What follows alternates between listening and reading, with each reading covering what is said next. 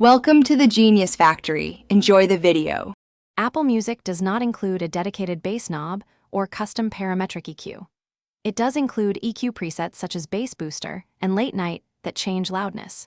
Use the Bass Booster preset for a quick low-frequency lift without extra apps. If you want precise control, you must use a third-party app or hardware equalizer outside Apple Music. Third-party tools let you boost 60 Hz around 6 dB for a fuller bass response. This overview prepares you for step-by-step configuration options next.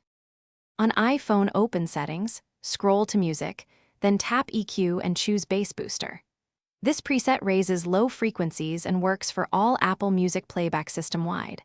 On Mac, open the Music app, choose Preferences, then the Playback tab, and select Bass Booster from the EQ menu.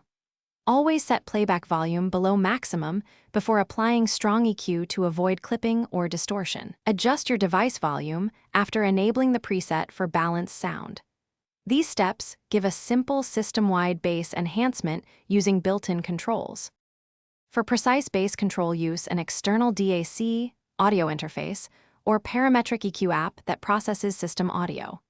With a parametric EQ, you can boost around 60 Hz by 3 to 6 dB with a narrow cue for punch without muddiness.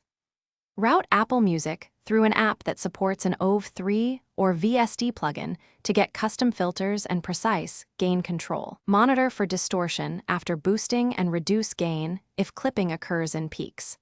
Protect your hearing by avoiding sustained listening above 85 dB and by checking levels often. Thanks for watching. If you found this helpful, don't forget to like and subscribe.